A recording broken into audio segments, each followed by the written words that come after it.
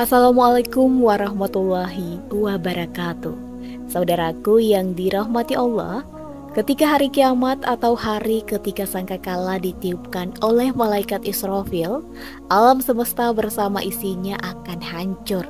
Ini adalah salah satu fase kehidupan di akhir zaman. Fase ini disebut sebagai fase kehancuran alam semesta, yaitu kiamat kubro atau kiamat besar. Akan ada 3 fase lagi setelah fase kehancuran, yakni fase kebangkitan manusia, yaitu Yaumil Ba'ats. Kemudian fase perhitungan, yaitu Yaumul Hisab, dan fase pembalasan, yakni Yaumuddin. Setelah fase kehancuran, semua makhluk akan mengalami fase kebangkitan dari alam kubur. Keadaan ini ditandai dengan ditiupnya sangkakala yang kedua kalinya.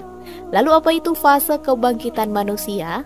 Dan bagaimana keadaan manusia ketika dibangkitkan, serta apa yang dilalui setelahnya? Fase kebangkitan atau Yaumul Ba'ats.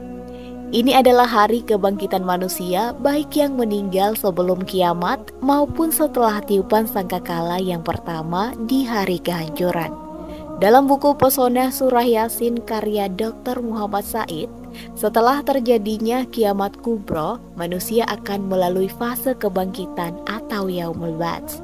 Setelah itu, mereka akan digiring ke padang mahsyar. Hari kebangkitan juga dijelaskan dalam firman Allah Subhanahu wa taala pada surah Yasin ayat 51 sampai 54. Yang artinya, sangkakala pun ditiup yang kedua kalinya untuk membangkitkan orang-orang dari kubur. Dan seketika itu mereka bergerak cepat dari kuburnya menuju kepada Tuhannya. Mereka berkata, "Celakalah kami. Siapakah yang membangkitkan kami dari tempat tidur kami atau kubur?" Lalu dikatakan kepada mereka, "Inilah yang dijanjikan Allah yang Maha Pengasih, dan benarlah para rasulnya." Teriakan itu hanya sekali saja, maka seketika itu mereka semua dihadapkan kepada kami untuk dihisap. Pada hari itu tidak ada sama sekali orang yang dirugikan sedikit pun. Kamu tidak akan diberi balasan kecuali atas apa yang telah kamu kerjakan.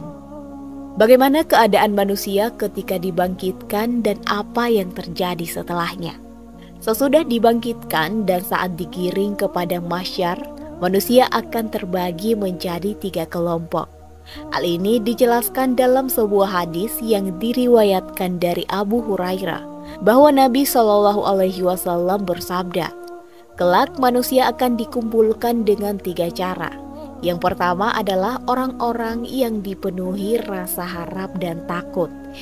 Yang kedua adalah 2 orang menunggangi 1 ekor unta, 3 orang menunggangi 1 ekor unta, 4 orang menunggangi 1 ekor unta, dan 10 orang menunggangi 1 ekor unta.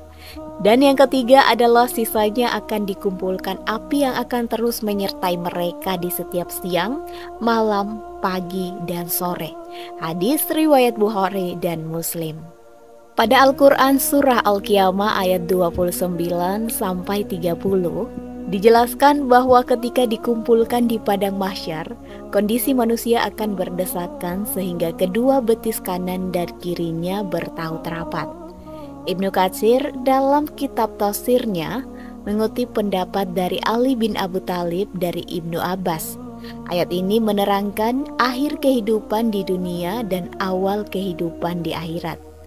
Betis kiri dan kanan yang dimaksudkan pada ayat tersebut yaitu rapatnya kedua betis seseorang saat dikafankan di hari terakhir kehidupannya serta saat berhimpitan di padang mahsyar. Dalam sebuah riwayat, Aisyah radhiyallahu anha pernah mendengar sabda Rasulullah SAW.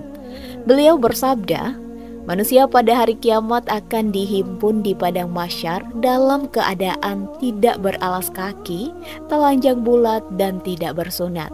Hadis riwayat Muslim.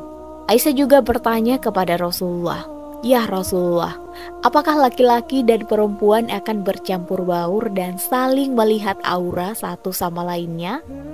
Rasul bersabda, "Hai Aisyah, urusan mereka pada hari itu jauh lebih besar daripada keinginan untuk saling melihat." Hadis riwayat Bukhari dan Muslim. Itulah keadaan manusia di hari kebangkitan. Wallahu a'lam bisawab.